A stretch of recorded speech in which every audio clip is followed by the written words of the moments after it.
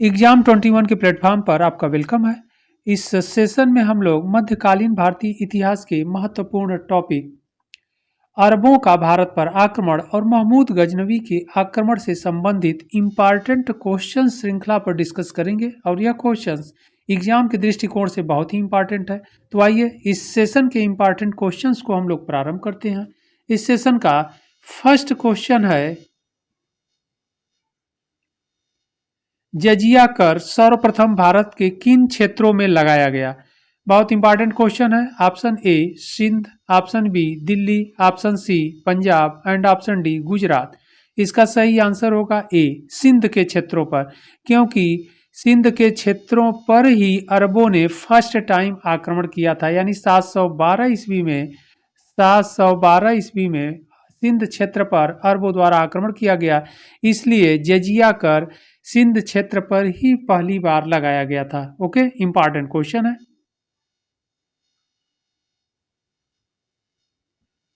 अगला प्रश्न है, मोहम्मद बिन कासिम ने सिंध पर कब आक्रमण किया?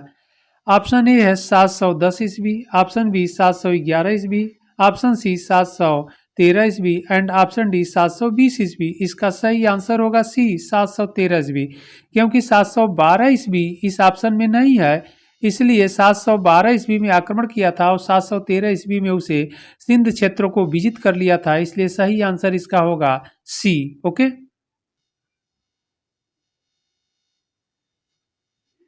अगला प्रश्न है, मोहम्मद बिन कासिम के आक्रमण के समय सिंध का राजा था? Option A Dahir, option B Bhim, option C Jaipal and option D Anandpal. इसका सही आंसर होगा ए राजा दाहिर था। ओके, इंपॉर्टेंट क्वेश्चन है।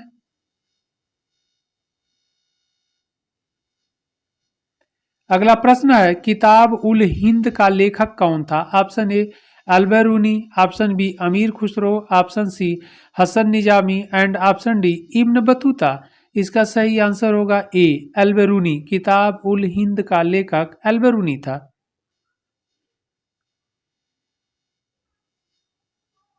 अगला प्रश्न है, भारत पर आक्रमण करने वाला प्रथम तुर्क आक्रमणकारी था? Option A Mahmud Ghaznavi, option B Muhammad Ghori, option C Yalduz, option D Qutbuddin Aibak. इसका सही आंसर होगा ए महमूद गजनवी।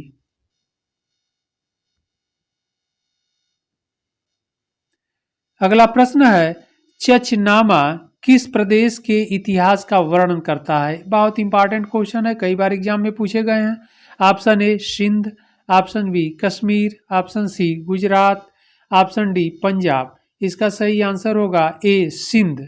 चचनामा में सिंध क्षेत्र के इतिहास के बारे में जानकारी मिलती है।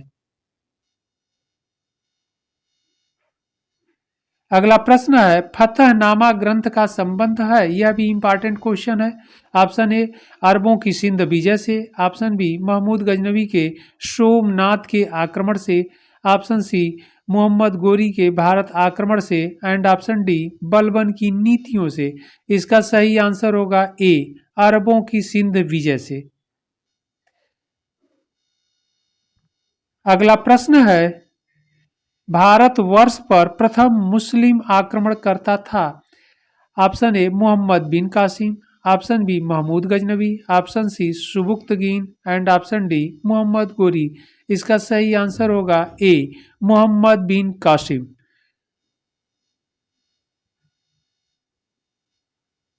अगला प्रश्न है, सिंध पर अरबों के अधिकार के बाद मोहम्मद बिन कासिम द्वारा लगाया गया भूमि कर कहलाता था? बहुत इंपॉर्टेंट क्वेश्चन है। Option A kharaj, option B jizya, option C sadqa और ऑप्शन डी वक्फ। तो इसका सही आंसर होगा ए खराज। भूमि कर को खराज कहा जाता था। ओके, और जजिया कर ऐसा था, इस्लाम धर्म के या इस्लामिक कर था, टैक्स था। यह गैर इस्लामिक लोगों पर लगाया जाता था। उन क्षेत्रों को, जिन क्षेत्रों को विजिट कर लेते थे, वहाँ पर जो गैर इस्लामिक लोग रहते थे, मतलब इस्लाम धर्म के अलावा अन्य धर्म को मानने वाले, सच एज एग्जाम्पल हिंदू धर्म के लोग अथवा अन्य धर्म के मानने वाले लोग, उन पर यह जजिया कर इम्पोज किया जाता था या लगाया जाता था। यहाँ क्वेश्चन कर रहा है भूमि कर, तो भूमि कर खराज होता था। इसका सही आंसर होगा ए खराज। अगला प्रश्न है, कौन विद्वान महमूद गजनवी के साथ भारत आया था? बहुत इंपॉर्टेंट क्वेश्चन है। Option A Al-Biruni, option B Al-Masudi, option C Amir Khusro and option D Ibn Battuta. इसका सही आंसर होगा ए अल-बिरूनी महमूद गजनवी के साथ भारत आया था। ओके, और भारत के बारे में विस्तृत वर्णन देता है और अपनी बुक अभी हम लोग ऊपर किताब उल हिंद यानी भारत की खोज नामक बुक में भारत से संबंधित सारे सिस्टम, समाज के बारे में, राजनीति के बारे में, जातियों के बारे में, स्त्रियों के बारे में विस्तृत वर्णन देता है। और अनटचेबल जातियों के बारे में भी यह महमूद गजनवी के साथ अल-बिरूनी जो आया था यह विस्तृत उल्लेख करता है। यह आपसे एग्जाम में पूछा जाता है कि भारत में स्त्रियों के बारे में, विधवाओं के स्थिति के बारे में सबसे विस्तृत वर्णन कौन करता है? तो अल-बिरूनी। अगला प्रश्न है, किसने एक और संस्कृत मुद्रा लेख के साथ चांदी के सिक्के निर्गत किए? Option A Mahmud Ghaznavi, option B Muhammad bin Qasim, option C Sher Shah and option D Akbar. इसका सही आंसर होगा ए महमूद गजनवी। अगला प्रश्न है, शाही वंश का पहला शासक कौन था जो महमूद गजनवी से पराजित हो गया? ओके, शाही वंश से तात्पर्य है हिंदू शाही वंश का राजा या हिंदू राजा। Okay, option A Jaipal, option B Anandpal, option C Bhim and option D Vidyadhar. इसका सही आंसर होगा ए जयपाल। और यहाँ पर ध्यान रखना है कि हिंदू शाही जो राजवंश था यह महमूद गजनवी के आक्रमण के समय काबुल तक, इसका सिंध से लेकर के काबुल तक के क्षेत्रों पर यह शाही वंश के राजा शासन करते थे और उस समय जो राजा था यहाँ का जयपाल था। ओके, इसलिए शाही वंश का पहला शासक कौन था जो महमूद गजनवी से पराजित हुआ? तो जयपाल था और जयपाल को 1001 ईस्वी में महमूद गजनवी ने पराजित किया था।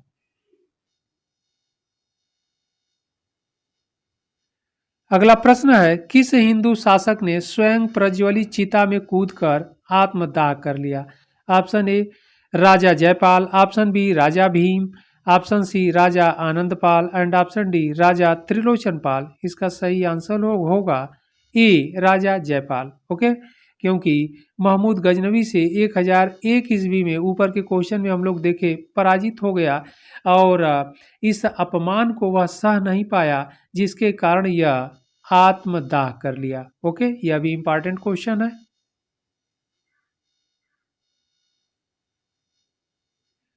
अगला प्रश्न है, महमूद गजनवी के आक्रमण के समय शाही राज्य की राजधानी थी यानी हिंदू राज्य की राजधानी कहाँ थी? Option A Udbhandpur, option D Peshawar, option C Kabul and option D Attock. इसका सही आंसर होगा ए उद्भांडपुर। ओके, बहुत इंपॉर्टेंट है, कई बार एग्जाम में पूछा भी गया है। अगला प्रश्न है, महमूद गजनवी ने सबसे पहले किस भारतीय राजा को पराजित किया? Option A Jaipal, option B Anandpal, option C Bhim and option D Trilochanpal. इस क्वेश्चन को ऊपर भी हम लोग देख चुके हैं। इसका सही आंसर होगा ए जयपाल को सबसे पहले 1001 ईस्वी में पराजित किया। यह हिंदू शाही वंश का राजा था। ओके, अगला प्रश्न है, निम्नलिखित में से कौन संस्कृत का अच्छा ज्ञाता था? Option A Al-Biruni, option B Hasan Nizami, option C Ziauddin Barani and option D Minhajul Siraj. इसका सही आंसर होगा ए अल-बिरूनी। अल-बिरूनी अरबी, फारसी और संस्कृत का बहुत अच्छा ज्ञाता था और संस्कृत भाषा भारत आकर के इसने सीखा। ओके, तो बहुत ही इंपॉर्टेंट क्वेश्चन है कि संस्कृत का अच्छा ज्ञाता कौन था? अल-बिरूनी। और अल-बिरूनी महमूद गजनवी के साथ भारत आया था। यह भी क्वेश्चन बार बार पूछे जाते हैं आपके एग्जाम में। अगला प्रश्न है, महमूद गजनवी ने भारत पर कुल कितनी बार आक्रमण किया? Option A 17, option B 18, option C 19 and option D 20। इसका सही आंसर होगा ए 17। महमूद गजनवी ने भारत पर कुल 17 बार आक्रमण किया था। Important question.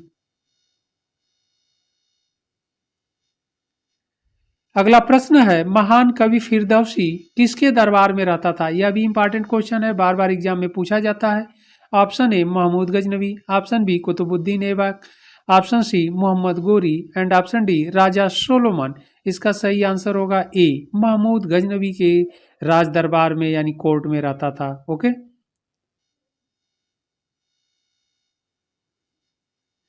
अगला प्रश्न है, महमूद गजनवी ने बेहरा पर कब आक्रमण किया? ऑप्शन ए 1003 ईस्वी में, ऑप्शन बी 1004 ईस्वी में, ऑप्शन सी 1006 ईस्वी में एंड ऑप्शन डी 1008 ईस्वी में। इसका सही आंसर होगा ए, 1003 ईस्वी में बेहरा पर महमूद गजनवी ने आक्रमण किया और बेहरा सिंध क्षेत्र में स्थित है। ओके, अगला प्रश्न है, महमूद गजनवी के भारत पर आक्रमण का क्रम था? ऑप्शन ए कह रहा है बेहरा, मुल्तान, मथुरा, कन्नौज। ऑप्शन बी कह रहा है मथुरा, बेहरा, मुल्तान, कन्नौज। ऑप्शन सी है कन्नौज, बेहरा, मथुरा, मुल्तान। ऑप्शन डी है मुल्तान, कन्नौज, बेहरा और मथुरा। तो यहाँ पर बेहरा पर जो आक्रमण किया 1003 ईस्वी में, ध्यान रखना है क्रम हम लोगों को देखना है। बेहरा पर 1003 ईस्वी में, मुल्तान पर जो आक्रमण किया 1008 ईस्वी में, तो 1008 ईस्वी में आक्रमण किया था। इसके बाद मथुरा पर जो आक्रमण किया था 1018 ईस्वी में, 1018 ईस्वी में। इसके बाद लास्ट में कन्नौज, कन्नौज पर भी 1018 ईस्वी में आक्रमण किया था, लेकिन मथुरा पर आक्रमण करने के पश्चात किया था। ओके, इस प्रकार क्रम अगर हम लोग देखा जाए तो बेहरा पर 1003 ईस्वी पहला आक्रमण हो गया, इसके बाद मुल्तान पर 1008 ईस्वी, तो बेहरा के बाद मुल्तान आ जाएगा, इसके बाद मथुरा आ जाएगा 1018 ईस्वी, इसके बाद फिर कन्नौज आएगा। तो इसका सही आंसर होगा ए, बेहरा, मुल्तान, मथुरा और कन्नौज, क्रम यही होगा। कई बार एग्जाम में पूछा भी गया है। ओके, अगला प्रश्न है, महमूद गजनवी ने सोमनाथ पर आक्रमण कब किया? ऑप्शन ए 1015 ईस्वी में, ऑप्शन बी 1018 ईस्वी में, ऑप्शन सी 1022 ईस्वी में एंड ऑप्शन डी 1025 ईस्वी में। इसका सही आंसर होगा डी, 1025 ईस्वी में महमूद गजनवी ने सोमनाथ पर आक्रमण किया। और यह भी आप लोग जानते रहिएगा, इंपॉर्टेंट क्वेश्चन है कि सोमनाथ का टेम्पल कहाँ पड़ता है, कहाँ पड़ता था?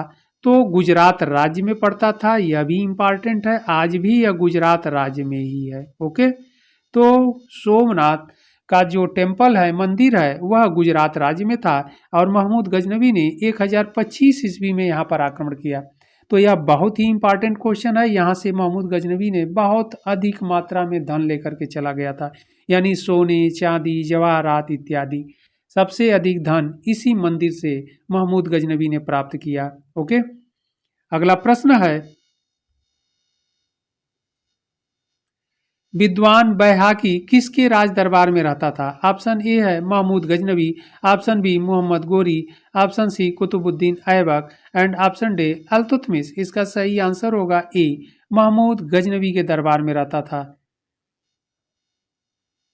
अगला प्रश्न है, किस विद्वान को पूर्व का होमर कहा जाता था? बहुत इंपॉर्टेंट क्वेश्चन है, बार बार एग्जाम में पूछा जाता है। ऑप्शन ए फिरदौसी को, ऑप्शन बी बैहाकी को, ऑप्शन सी उतबी को एंड ऑप्शन डी अलबेरूनी को। इसका सही आंसर होगा ए, फिरदौसी को पूर्व का होमर कहा जाता है।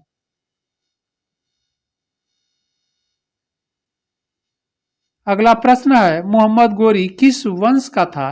Option A Shansabani, option B Yamini, option C Timur and option D Khilji. इसका सही आंसर होगा ए, संसबनी वंश का था। ओके, अगला प्रश्न है, कौन विद्वान महमूद गजनवी के दरबार में नहीं था? यह भी बहुत इंपॉर्टेंट क्वेश्चन है। कौन विद्वान महमूद गजनवी के दरबार में नहीं था? Option A Baihaqi, option B Utbi, option C Alberuni, option D Amir Khusro. तो इसका सही आंसर अगर होगा देखा जाए तो इसका सही आंसर डी होगा, क्योंकि बैहाकी महमूद गजनवी के दरबार में था, उतबी भी महमूद गजनवी के दरबार में था, अलबेरूनी भी महमूद गजनवी के दरबार थे। यह तीनों महमूद गजनवी के दरबार में थे। ओके, जबकि अमीर खुसरो महमूद गजनवी के दरबार में नहीं था, अपितु अगर एग्जाम में क्वेश्चन पूछा जाएगा तो अलाउद्दीन खिलजी के समय में यह था।